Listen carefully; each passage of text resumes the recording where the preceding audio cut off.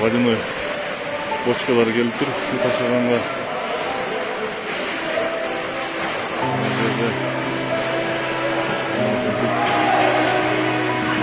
Gün pomosу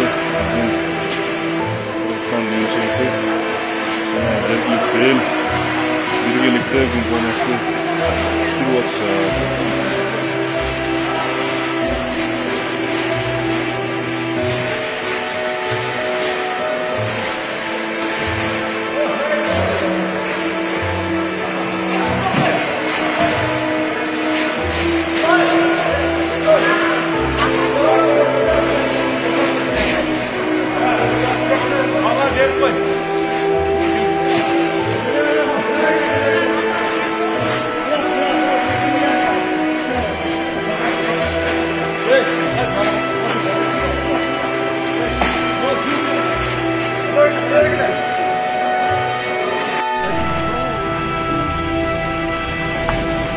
Урматтуу мекендештер, Өзбекстан Республикасынан Ноокат район Пулатов айыл өкмөтүнө gün помощь келди. МЧС сопровождение кылып алып келди. Өзбекстандан gün помощь келди.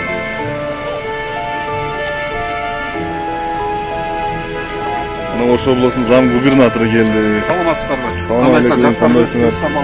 Келдиңерби? Саламат, келдик. Жакшы болду.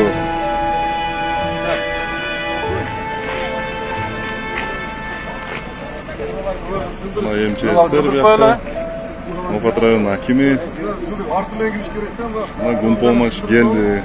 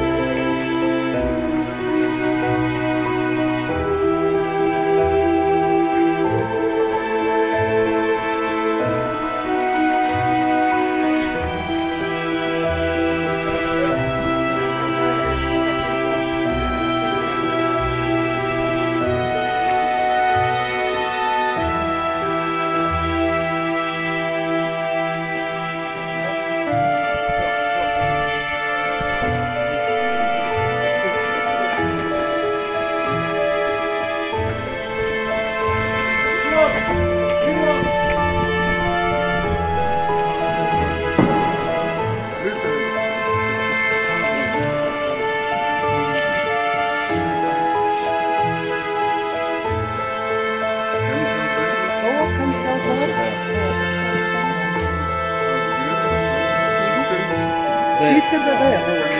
Cihumada nasıl aktif kaldı? İki jaktan girgizim. İki tane foran olsa. Ha, iki obastan da sapıstı.